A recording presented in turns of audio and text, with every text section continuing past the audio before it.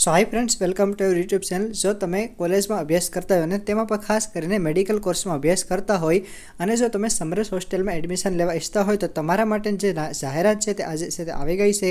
તમે જોઈ શકો છો કે ગુજરાત સમરસ સોસાયટી દ્વારા ઓફિશિયલ જાહેરાત છે તે કરવામાં આવી છે. સમરસ હોસ્ટેલની વેબસાઇટ છે ત્યાં મને જાહેરાત મળી નથી, પરંતુ ઈ સમાજ કલ્યાણની જે વેબસાઇટ છે ત્યાં છે આ જાહેરાત છે તે આપવામાં આવી છે. એડવર્ટાઇઝમેન્ટ છે તમે સ્ક્રીન પર જોઈ શકો છો તે મુજબ છે કે સમરસ છાત્રાલયમાં ફક્ત ગ્રુપ 1માં મેડિકલમાં પ્રવેશ મેળવવા અંગેની જાહેરાત. બરાબર, પહેલાં છે તે ફોર્મ ભરવાની શરૂઆત થઈ હતી ત્યારે છે મેડિકલવાળા સ્ટુડન્ટ છે તેને ઇન્ક્લુડ કરવામાં આવ્યા ન હતા, પરંતુ અત્યારે છે તે મેડિકલ સ્ટુડન્ટને છે તે ઇન્ક્લુડ કરવામાં આવ્યા છે. હવે જે વિદ્યાર્થી લાસ્ટ યરના છે મીન્સ કે નીટ 2023 ઉપરથી એડમિશન લીધેલ છે અને તેના અગાઉના વર્ષોના વિદ્યાર્થીઓ છે તેમના માટે છે આ ફાયદાકારક થવાનું છે, કારણ કે નીટ 2024 ઉપરથી ગુજરાતમાં અત્યારે કાઉન્સેલિંગ પ્રોસેસ હજુ શરૂ થઈ છે. તેમની છે ફક્ત મેરિટ લિસ્ટ આવી છે, હજુ ચોઇસ ફિલિંગ બાકી છે, ત્યારબાદ એડમિશન આવશે, તો ખૂબ જ લેટ પ્રોસેસ છે તે થવાની છે.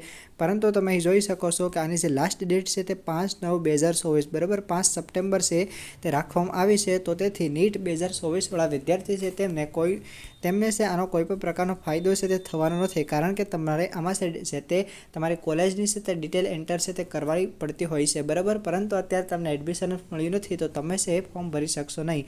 પરંતુ નીટ 2023 અને તેના પહેલાંના જે બધા વિદ્યાર્થીઓ છે first year, second year, third year, fourth year, તે બધા વિદ્યાર્થીઓ છે તેમાં ફોર્મ છે તે ભરી શકે છે. તેમજ રિન્યૂ કરાવતા વિદ્યાર્થીઓ હોય તેમને પછી તે ફોર્મ છે તે રિન્યૂ છે તે કરાવવા પડશે.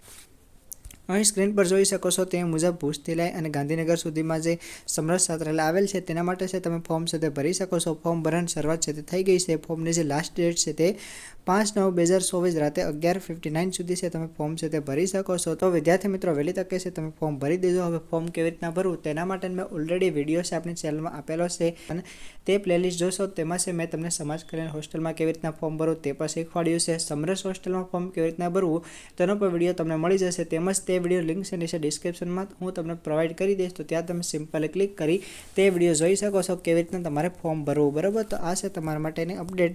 જે વિદ્યાર્થી મિત્રોને હોસ્ટેલમાં ફોર્મ ભરવાનું બાકી હોય તે મિત્રો છે તે ફોર્મ ભરી શકે છે. સમરસ હોસ્ટેલમાં છે રહેવાનું અને જમવાનું બધી સુવિધા છે તે ફ્રી ઓફ કોસ્ટ આપવામાં આવતી હોય છે અને તમારો કોર્સ જ્યાં સુધી પૂરો થાય ત્યાં સુધી મીન્સ કે તમારી એજ છે એજ લિમિટ આપવામાં આવે છે કે 25 વર્ષ તમારી એજ લિમિટ હોય ત્યાં સુધી છે તમે સમરસ હોસ્ટેલમાં છે તે રહી શકો છો. બરાબર, તો આ હતી તમારા માટે લેટેસ્ટ અપડેટ. ઓકે, વિડીયો પસંદ આવે તો લાઇક કરજો, ચેનલ પર ન હોય તો સબસ્ક્રાઇબ કરજો, તેમજ તમારા મિત્રો સાથે પણ શેર કરજો જેથી તેમને પાસે તે ઇન્ફોર્મેશન મળી શકે. Okay, all the best.